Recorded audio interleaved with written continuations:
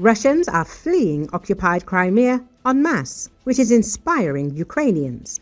Our citizens have no doubt that the Crimean Bridge will be destroyed, and with it, their connection to the terrorist state.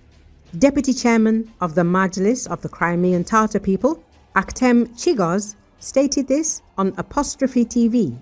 This inspires our citizens in Crimea. This story of the outsiders. They constantly told them there would be no freebies and that they would never feel at home here.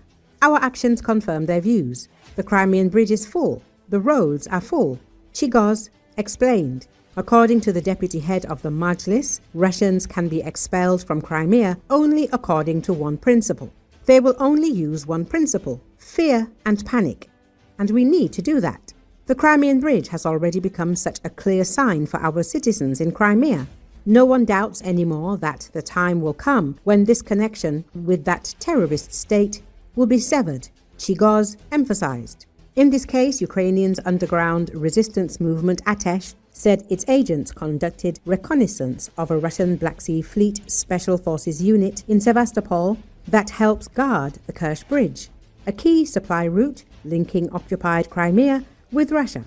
According to the group's statement on Telegram, Atesh agents surveyed the territory of the 102nd Separate Special Purpose Detachment, a unit specialized in countering underwater sabotage forces. The operation reportedly took place in the Konstantinovka Bay area of Sevastopol. The Partisan said they recorded the movement of a rubber boat carrying Russian Special Forces soldiers who were likely returning from a combat mission. They also documented a military vehicle and several troops accompanying the returning unit. Atesh claimed to have mapped the locations of all piers, observation posts, boats, and vehicles within the compound. The group added that this information had been transferred to Ukraine's defense forces for potential strikes. The statement emphasized that destroying this unit could weaken the protection of the Kherson Bridge, a vital logistical link for Russian troops in occupied Crimea, and reduce the Russian military presence on the peninsula. At the time of publication, Russian authorities had not commented on the claim. Atesh, which operates in occupied territories and within Russia, has previously reported several acts of sabotage and intelligence gathering against Russian forces in Crimea. In September, Kiev Post reported that the Russian Black Sea Fleet submarine Rostov-on-Don, struck twice by Ukrainian forces, has been raised, but no repairs have started, according to Atesh. The group said the vessel is currently docked at one of Sevastopol's bays in occupied Crimea and remains out of service, suggesting the damage may be too severe to justify restoration in terms of resources and time. Atesh agents claim to be monitoring key bays and facilities of the Russian fleet. They said that after successful Ukrainian strikes, Russian forces are in a panic, covering equipment with camouflage nets, moving assets only at night, and keeping air defenses on constant alert. Twice damaged by strikes of Ukraine's defense forces, thanks in part to our agents, it's still not restored, Atesh wrote.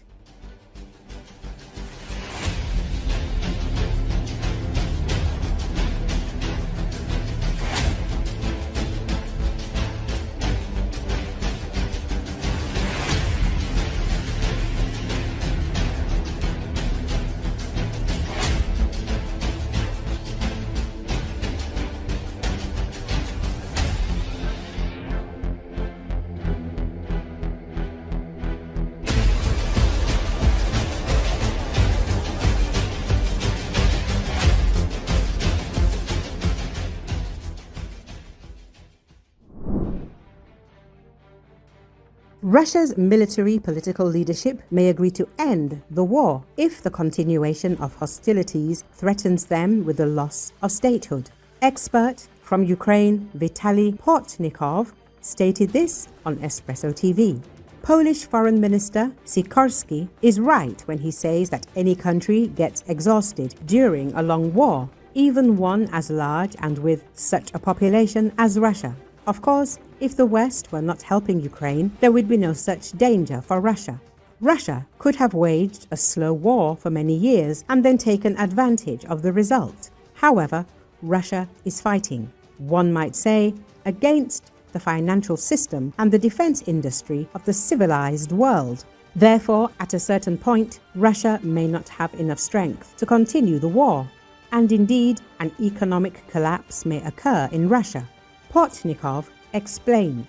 The journalist emphasized that Russia may face a dilemma: either end the war or use nuclear weapons. He believes that such a choice will sooner or later confront the leadership of the Russian Federation. By the way, we often compare modern Russia with what happened to the Russian Empire. However, it seems to me that a better analogy would be Germany during the First World War. Germany capitulated to the Entente powers when there was not a single Allied soldier on its territory. What's more, German soldiers were located in many countries around the world at that time. The military political leadership of Germany then understood that if things continued this way, the country would be destroyed and Allied troops would calmly reach Berlin. They decided it was better to capitulate early, but not lead to a complete collapse of statehood.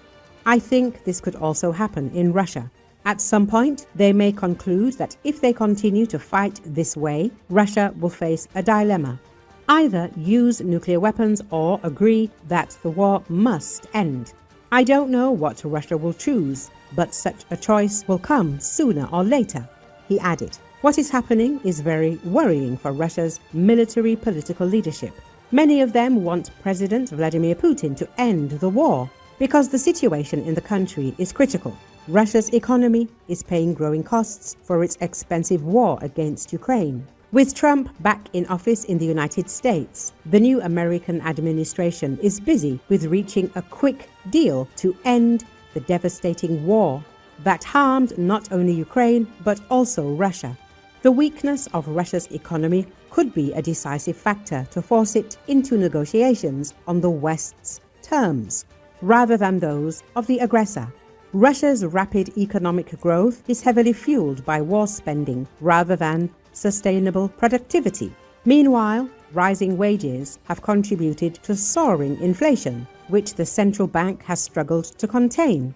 Both citizens and industrialists are feeling the pressure. Food prices are climbing, and doing business is becoming less profitable. Some economists caution that Russia may not just be muddling through, but slowly slipping towards stagflation, a dangerous mix of economic stagnation and high inflation.